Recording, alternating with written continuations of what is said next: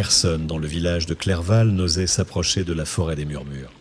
Les anciens racontaient que des âmes perdues y erraient, attirant les vivants dans une éternité de tourments. Les avertissements passaient de génération en génération, mais il y avait toujours des esprits aventureux pour les ignorer. C'est ainsi qu'Élise, une jeune femme têtue et sceptique, décida d'y pénétrer. Elle avait grandi en entendant ces histoires, mais les qualifiait de légendes destinées à effrayer les enfants. Ce soir-là, armée d'une lampe torche et d'une vieille carte, elle se dirigea vers les bois, prête à prouver que la peur n'était qu'une illusion. La nuit était tombée et un silence pesant régnait lorsqu'Élise franchit la lisière de la forêt. Les arbres, tordus et noueux, semblaient former des visages sinistres dans l'obscurité. Le vent soufflait doucement, mais il portait avec lui des chuchotements légers et presque imperceptibles. Élise les ignora, attribuant ces sons à son imagination. Mais à mesure qu'elle progressait, les murmures s'intensifièrent. Ils semblaient former des mots, des appels. « Élise, viens, aide-nous ». Elle s'arrêta net. Personne ne connaissait son plan. Elle était venue seule. Pourtant, les voix l'appelaient par son prénom. Elle balaya les environs avec sa lampe torche, mais la lumière vacillante ne faisait qu'épaissir les ombres. Un frisson glacé parcourut sa colonne vertébrale, mais elle refusa de céder à la peur. Continuant son chemin, elle trouva un vieux sentier couvert de feuilles mortes. Sur la carte, ce chemin menait à une clairière supposée déserte. Déterminée à aller jusqu'au bout, elle suivit les traces jusqu'à atteindre un pont de bois délabré, enjambant un ruisseau noir et stagnant. C'est là qu'elle vit la première ombre. Une silhouette se tenait immobile de l'autre côté du pont, à peine visible. Élise tenta de l'éclairer, mais la lumière semblait refuser de la toucher, comme si l'ombre absorbait toute clarté. « Qui est là ?» demanda-t-elle d'une voix qui trahissait son anxiété.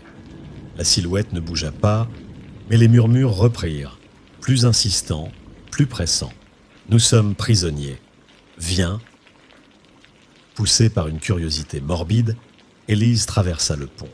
À chaque pas, le bois craquait sous ses pieds et les murmures s'intensifiaient. Lorsqu'elle posa enfin le pied sur l'autre rive, la silhouette avait disparu. La clairière était devant elle, baignée d'une lueur spectrale. Au centre se dressait un arbre massif dont les branches s'étendaient comme des griffes. Suspendues à ses branches, des dizaines de lanternes vacillaient, émettant une lumière trouble. En s'approchant, Élise réalisa avec horreur que ce n'étaient pas des lanternes, mais des crânes humains. Leurs orbites vides semblaient l'observer, et les murmures s'échappèrent de leurs mâchoires tordues. « Tu as fait un mauvais choix, Élise. » Elle sursauta. Une nouvelle voix plus profonde et plus gutturale résonna dans la clairière. Elle pivota et vit l'ombre, plus proche cette fois. Ses contours étaient indistincts, changeants, mais ses yeux brûlaient d'une lumière rouge. « Je ne crois pas aux légendes, » balbutia Élise, reculant instinctivement. L'ombre rit, un rire froid et moqueur. « Peu importe ce que tu crois, tu es venu ici de ton plein gré, et maintenant, tu nous appartiens. » Avant qu'elle ne puisse réagir, les racines de l'arbre se mirent à bouger, s'enroulant autour de ses chevilles. Elle hurla, se débattant, mais plus elle luttait, plus les racines se resserraient. Les murmures devinrent des cris, des suppliques terrifiantes.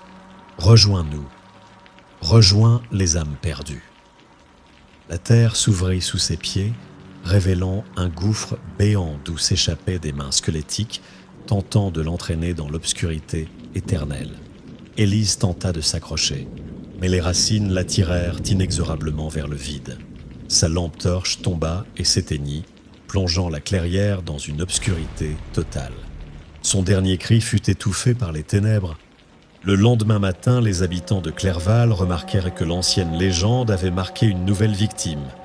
Personne n'osa pénétrer dans la forêt pour la chercher. On savait que ceux qui y entraient ne revenaient jamais. Mais les nuits suivantes, les murmures se firent plus nombreux. Parmi eux, on entendait une nouvelle voix. « Aidez-moi, je suis Élise. » Morale de l'histoire. La curiosité est une force puissante, mais elle peut nous mener dans des lieux où la raison n'a plus sa place. Parfois, les avertissements que nous méprisons ne sont pas là pour nous brider, mais pour nous protéger de ce qui dépasse notre compréhension.